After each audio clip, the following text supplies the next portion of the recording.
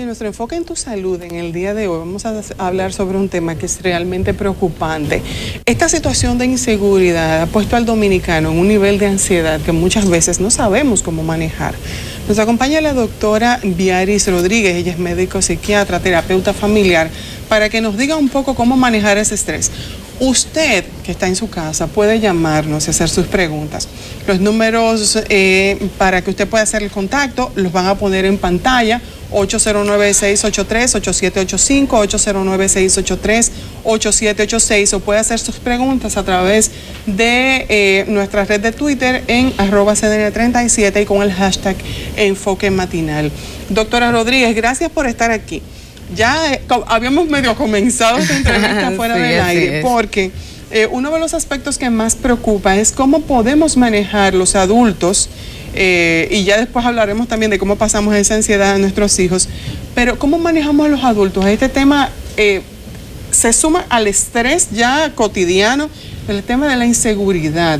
Esa sensación de que en cualquier momento pudiéramos ser víctimas de la violencia, la delincuencia que está sucediendo en nuestro país. ¿Cómo manejamos este tema? Sí, fíjate, Elizabeth, buen día a todo el público que nos está sintonizando. Es un problema grave, es un problema a nivel de las comunidades y a nivel de la sociedad completa. No solamente un problema individual, la violencia. Entonces, el manejo de esto pues debe de ser individual, depende del tipo de violencia que estemos manejando. Por ejemplo, hoy fuimos víctimas tuvimos una noticia desagradable esta mañana. Y así se despierta el dominicano. Así se despierta el dominicano, ya el dominicano lamentablemente, eso nos impacta negativamente. Ya vemos cómo las personas ya tienen miedo de salir a la calle y piensan, wow, mira cómo a esa persona pues le quitaron la vida, así me la pueden quitar a mí. Entonces eso es una conducta que se va transmitiendo en la casa, en el hogar.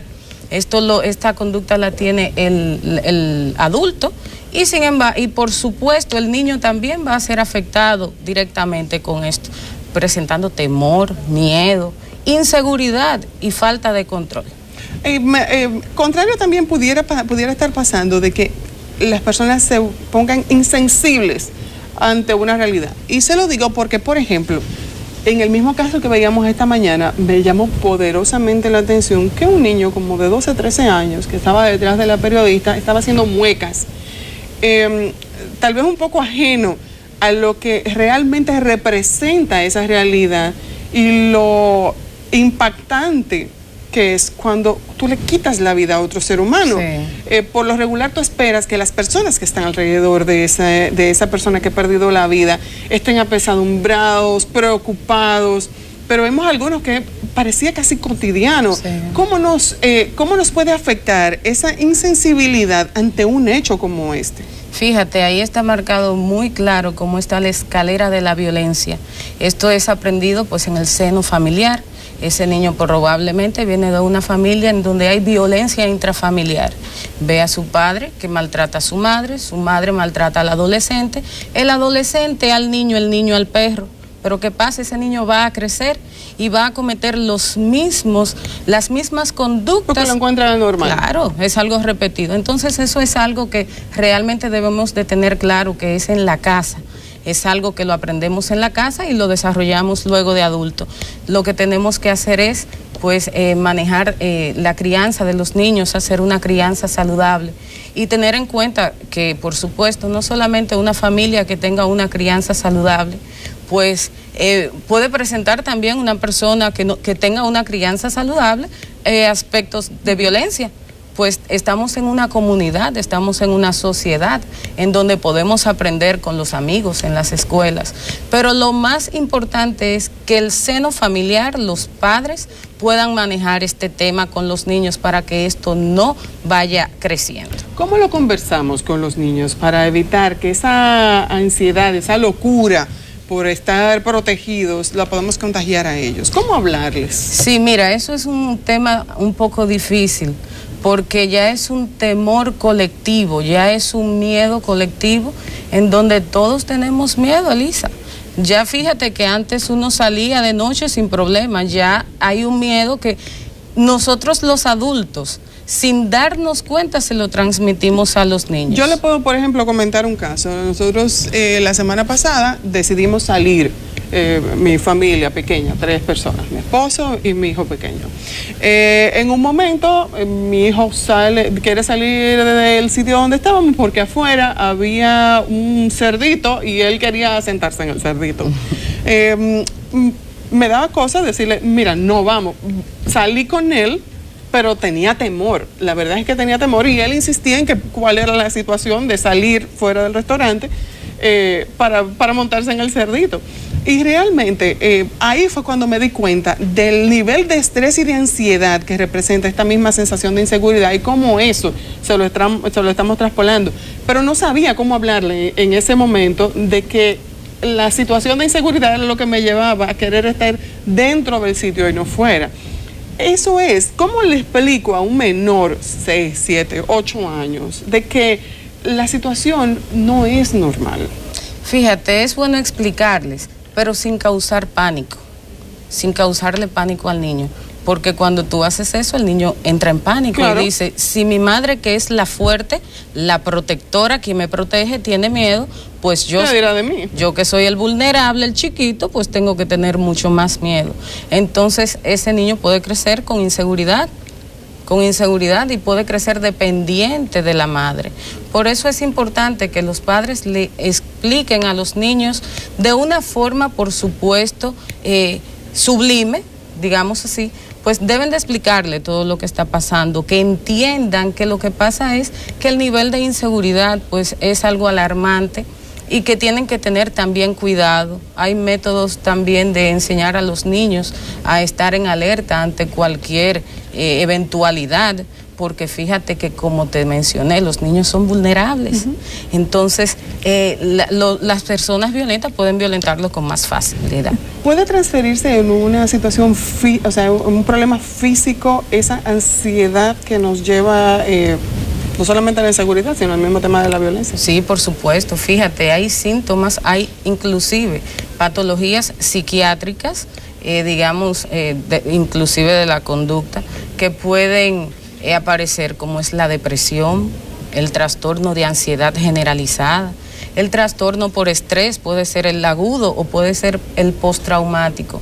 Y por esto es necesario que la persona que ha estado frente a una violencia, que ha sido víctima de una violencia, pues acuda a un especialista de la conducta, o que se lo diga a la esposa o al esposo o a la prima, a quien sea, pero debe de comentarlo, porque en muchas ocasiones estas personas que son violentadas se quedan con eso ahí, entendiendo que van a salir de ese problema, y eso lo que hace es que puede desatar pues una patología ya psiquiátrica. Tenemos una llamada en la línea. Muy buenos días, ¿quién nos habla? Sí, Rafael de los Girasoles. Si habla un poquito más alto. Rafael de los Girasoles. Hola, Rafael, ¿cuál es su pregunta? O sea, le pregunto a la doctora, por lo menos, de cuando de la cosa familiar, el problema vienen, o sea, de que esa niña joven que se casan, que ya tienen familia, que no tienen por lo menos, es decir, que ya a poca edad ya tienen formando familia, y de ahí en adelante ya los niños se van criándose con estas cosas. Yo quería preguntarle a ella, por lo menos, si aquí a través de lo que está viendo hoy en día hay muchos casos que han pasado sobre eso también, así, de las niñas cuando se casan, entonces van creando un niño y de ahí en adelante esos niños van criándose con esa cosa de que las niñas no tienen experiencia para crear familia. Por ahí viene también el problema familiar. Esa pregunta que le hago a ella. Sí, fíjese, lo que usted dice es muy importante, porque es cierto. Una joven que todavía no tenga su personalidad madura, pues por supuesto no va a crear un niño con las fortalezas que debe de crecer. Por lo tanto, este niño puede al final crecer con inseguridades, con falta de valores, y esto puede ocasionar que este niño pues entre al mundo de la violencia. Tenemos otra llamada en la línea. Buenos días. Sí, buenos días. Yo quiero hacer una pregunta a la doctora. Claro. Un jovencito o un adolescente que le guste ver películas violentas, películas que sean sangrientas, ¿en qué le puede afectar a ese niño o a ese joven adolescente? Gracias. Muy buena pregunta. Muy buena pregunta, porque ese es uno de los tipos de violencia. Esa violencia televisiva, esa violencia que causa un impacto colectivo que nosotros estamos viendo desde pequeñitos. Pero además los juegos, la mayoría de los juegos tienen algún grado de violencia. Claro no que es, sí. No se parecen nada a lo que Elisa, lo que se jugaba antes jugábamos Barbie. Antes jugábamos mariquitas y cosas así. Ahora juegan con una tabla y lo que juegan es juegos violentos. Tenemos otra llamada en la línea, pero quiero esa pregunta que se quede pendiente porque hay que ver si realmente influye en la personalidad del menor, de adulto, ese tipo de juegos. Claro. Vamos a ver quién nos habla. Buenos días. Hola, buenos días. Buen día. Buen día. ¿Cuál es su pregunta? Yo quiero hacerle una pregunta a la doctora. Claro. Yo tengo un niño pequeño de 2 años y él le gusta mucho ir a jugar ante un vecino, entre una vecina allá con otro niño, pero me pasó un problema que ellos, los niños de los vecinos son muy violentos y los vecinos dicen muchas malas palabras y le ponen muchas. Entonces el niño siempre quiere ir a jugar allá. Yo no sé cómo decirle al niño que no vaya a jugar allá. Y él llora y a veces siempre lo llama y me da hasta pena porque siempre llama a los niños y los vecinos, cosas así. Sí, fíjate que ese tema lo mencionamos hace un rato, que en muchas ocasiones las conductas que los niños aprenden no es de la casa, no sale del seno familiar, puede salir de las escuelas, del medio ambiente en donde los rodea. O sea, ese niño quizás tiene un ambiente sano en su hogar, sin embargo visita otro hogar en donde está afrontando otra familia, otra crianza. Entonces este niño puede estar impactado con este tema. Doctora Rodríguez, debemos finalizar, pero no quiero dejar suelta la pregunta anterior. ¿Influye en el carácter de adulto el que de niño se familiarice con juegos violentos? Por supuesto que sí, eso influye, ahí hay una relación directa. Tenemos una relación directa con lo que aprendemos, porque de adulto hacemos una réplica de lo que vemos de niño. O sea, si usted como madre permite que su niño se pase 8 horas jugando con una tablet o con uno de esos juegos y jugando juegos violentos, pues es de esperarse que ese niño también quiera aprender a pelear y a tirar sus patadas y eso. Por esta razón es importante que los padres tengan control con estos juegos. Es muy importante, hay juegos bonitos, hay juegos de aventuras. No hay necesidad de poner a un niño a ver juegos de peleas. Yo les recomiendo a los padres que tengan mucho control con ese tema. Doctora, muchas gracias por estar aquí. A la orden siempre. A ver cuando le invitamos otra vez. Claro que sí, hablar siempre. Específicamente sobre ese último tema. Señores, vamos a una pausa y enseguida regresamos, no se muevan.